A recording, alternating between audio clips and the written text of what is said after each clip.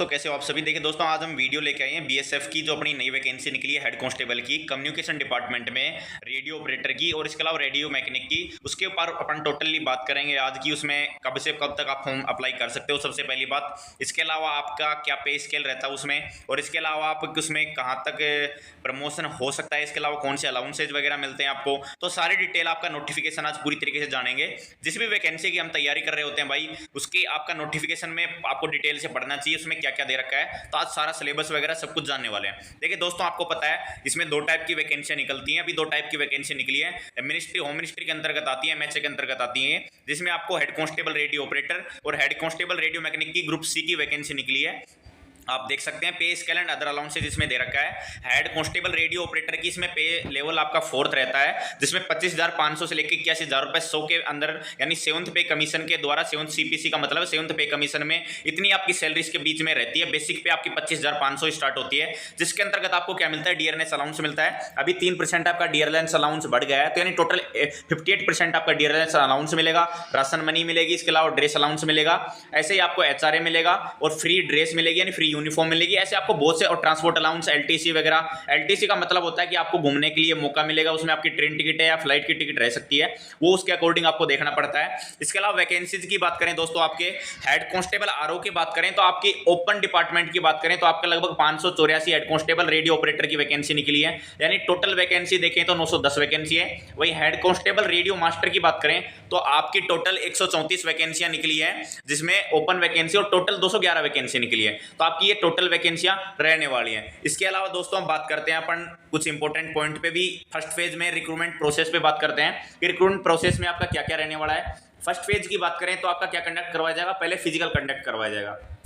Second phase की बात करें तो आपका सीबीटी होगा। इससे पहले क्या होता था कि आपका पहले कंप्यूटर बेस्ड टेस्ट होता था, फिर उसके बाद आपका फिजिकल कंडक्ट करवाया जाता था। बट इस बार क्या किया जा रहा है कि आपका पहले क्या होएगा, आपका फिजिकल होएगा, फिजिकल के बाद आपका क्या करवाया जाएगा, कंप्यूटर सीबीटी टेस्ट यानी कंडक्ट करवाया जाएगा। उसके बाद थर्ड फेज में आपका डॉक्यूमेंट वेरिफिकेशन होगा, और इसके अलावा कोई डिक्टेशन टेस्ट वगैरह है वो आपका होगा। इसके अलावा मेडिकल एग्जामिनेशन होगा, और उसके बाद आपका टोटली फाइनल रिजल्ट घोषित किया जाएगा। तो आपका टोटल ये रहने वाला है। प्रिपरेशन ऑफ फाइनल रिजल्ट किस हिसाब से तैयार किया जाएगा, हेड कांस्टेबल रेडियो ऑपरेटर के लिए आपका 200 नंबर का तो आपका कंप्यूटर टेस्ट होता है, 50 नंबर का डिक्टेशन टेस्ट होता है, तो टोटल 250 नंबर पे आपकी फाइनल कट ऑफ बनती है। वही हेड कांस्टेबल रेडियो मास्टर की बात करें तो 200 नंबर का जो आपका कंप्यूटर सीबीटी टेस्ट होता है, उसी पे आपका फाइनली निकलता है, इसमें आपका डिक्टेशन टेस्ट नहीं होता है। इसके अलावा दोस्तों अलग अलग कैटेगरी वाइज लिस्ट निकलती है, जिसमें यूआर, ओबीसी, एससी, एसटी सभी कैंडिडेट का अलग अलग इसमें रहता है। अब इसके अलावा बात करते हैं एलिजिबिलिटी कंडीशन आपके लिए क्या क्या रहनी चाहिए, कौन कौन इस फॉर्म को अप्लाई कर सकता है। सबसे पहली बात एकेडमिक क्वालिफिकेशन की बात करें, रेडियो ऑपरेटर के लिए क्या चाहिए, आपका 12th स्टैंडर्ड में फिजिक्स, केमिस्ट्री या मैथमेटिक्स इससे पास होने चाहिए, और रेगुलर कैंडिडेट होना चाहिए, और 60% होने चाहिए मार्क्स इन फिजिक्स, केमिस्ट्री और मैथ में, यानी तीनों में मिला के आपके 60% मार्क्स होने चाहिए हर सब्जेक्ट के अंतर्गत, टोटल 60% एग्रीगेट मार्क होने चाहिए। इसके अलावा जिस भाई ने आईटीआई कर रखी हो रेडियो से, टेलीवन से, इलेक्ट्रॉनिक इंजीनियर से, कंप्यूटर ऑपरेटर से, तो वो भी इस फॉर्म को अप्लाई कर सकता है। वही हेड कांस्टेबल रेडियो मास्टर की बात करें तो उसके लिए भी सेम कंडीशन यही है, फिजिक्स, केमिस्ट्री, मैथ उसके पास 12th में होना चाहिए, और एग्रीगेट 60% होनी चाहिए। इसके साथ में रेगुलर कैंडिडेट होना चाहिए फिजिक्स, केमिस्ट्री और मैथमेटिक्स सब्जेक्ट के रूप में। इसके अलावा आईटीआई जिस कैंडिडेट ने कर रखी है उसका दे रखा है रेडियो, टेलीविजन वगैरह टेक्नोलॉजी और हार्डवेयर, नेटवर्क टेक्नीशियन और डाटा एंट्री ऑपरेटर, वो इस फॉर्म को अप्लाई कर सकता है। इसके अलावा दोस्तों बात करते हैं हम एज लिमिट की। एज लिमिट में इसको फॉर्म में कौन कौन अप्लाई कर सकता है। देखिए दोस्तों, 18 से 25 साल यूआर कैंडिडेट के लिए रखी गई है एज लिमिट, और वहीं ओबीसी कैंडिडेट की बात करें तो 18 से 28 साल, यानी 3 साल की आपको ओबीसी कैंडिडेट को छूट दी गई है। वहीं एससी एसटी कैंडिडेट 18 साल से लेकर 30 साल तक के कैंडिडेट इसमें फॉर्म में अप्लाई कर सकते हैं। इसके अलावा दोस्तों कोई एक्स सर्विसमैन है तो उनको भी छूट दी गई है। इसके अलावा डिपार्टमेंटली कैंडिडेट को भी छूट दी गई है। इसके अलावा जो गवर्नमेंट सर्विस कर रहे हैं वो फॉर्म अप्लाई करना चाहते हैं तो उनको भी छूट दी गई है। तो ऐसे आपका एज की बात हो गई कि आपकी एज के कब कब कंडक्ट कराया जाएगा, तो जर्नल के लिए 25 साल रहने वाली है, वहीं ओबीसी के लिए 28 साल और एससी एसटी के लिए 30 साल तक आप फॉर्म अप्लाई कर पाएंगे। फिजिकल स्टैंडर्ड की बात करते हैं दोस्तों, फिजिकल के स्टैंडर्ड में आपका क्या रहता है, आपके लिए मैन के लिए 168 सेंटीमीटर आपकी हाइट होनी चाहिए, वहीं फीमेल के लिए 157 सेंटीमीटर आपकी हाइट रहनी चाहिए। ये दोस्तों हो गई। चेस्ट के लिए 80 से 85 सेंटीमीटर, 80 बिना फुलाई, और फुलाने के बाद एक्सपेंशन के बाद आपकी 85 सेंटीमीटर आपकी चेस्ट होनी चाहिए। लेडीज के लिए आपका मायने नहीं रखता है। और वेट की बात करते हैं करस्पॉन्ड टू हाइट, यानी हाइट के अकॉर्डिंग आपका वेट होना आपका बहुत जरूरी है।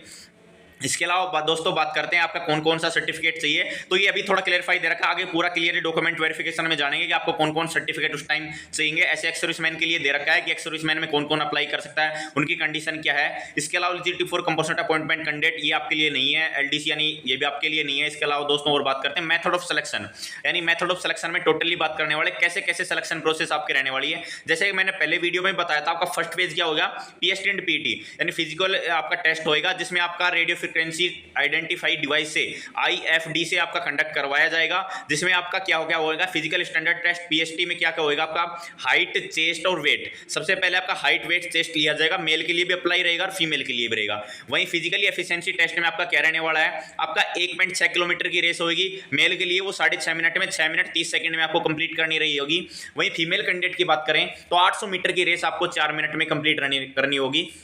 वहीं मेल कैंडिडेट की बात करें तो लॉन्ग जंप आपको 11 फीट कूदना होगा 3 चांस में। वहीं फीमेल कैंडिडेट की बात करें तो 9 फीट की लॉन्ग जंप रहेगी, आपको 3 चांस दिए जाएंगे। अगर पहले चांस में आप नहीं कर पाते हैं, दूसरा चांस दिया जाएगा, दूसरा भी नहीं दिया जाता तो आप तीसरे चांस में क्लियर कर सकते हैं। हाई जंप की बात करें तो 3 फीट 3.5 फीट आपकी टोटल हाई जंप रहने वाली, उसके लिए भी 3 चांस दिए जाएंगे।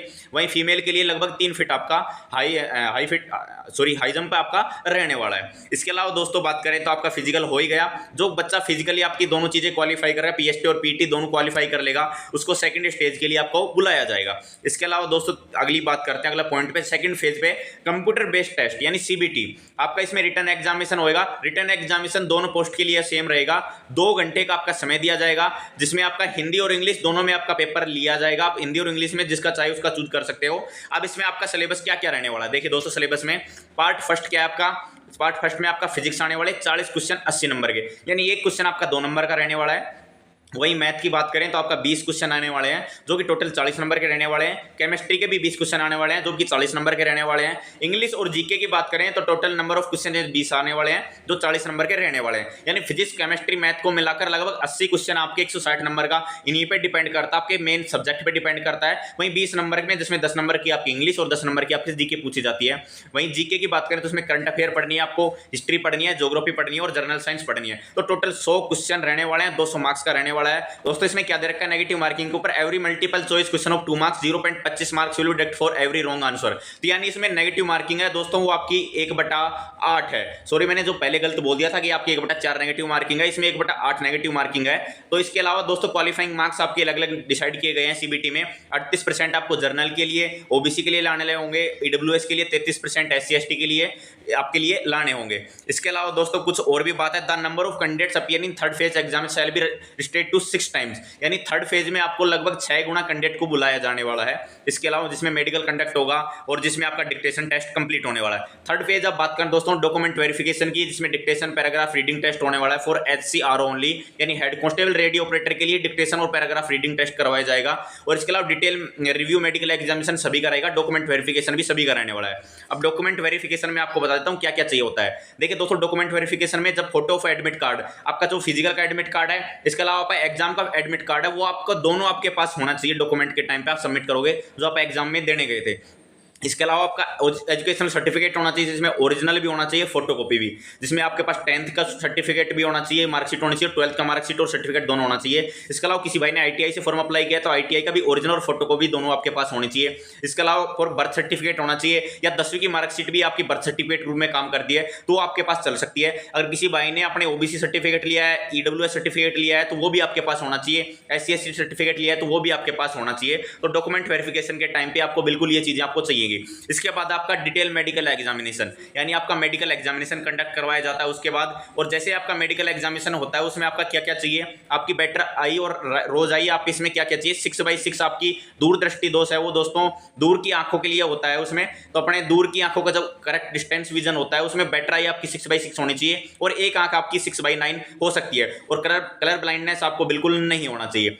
अब दोस्तों ये बात होगी आपकी आई साइट की बात होने के बाद अब दोस्तों आपका जो डिक्टेशन टेस्ट होता है हेड कांस्टेबल आरओ के लिए वो 50 मार्क्स का होता है, जो कि क्वालिफाइंग इन नेचर होता है। पैराग्राफ टेस्ट फिर आपका रहेगा, जिसमें आपको पढ़ा के भी देखा जाएगा और लिखवा के भी देखा जाएगा, हिंदी इंग्लिश दोनों आपसे कंडक्ट करवाई जा सकती है। Each error 0 point marks will deduct for each omission mistake of single letter, एक सिंगल लेटर के लिए आपको 0.5 मार्क्स काटे जाएंगे। वहीं एक नंबर काटा जाएगा फॉर ईच और वर्ड ओमिशन मिस्टेक, यानी पूरे वर्ड में मिस्टेक है तो आपको 1 नंबर उसमें काटा जाएगा।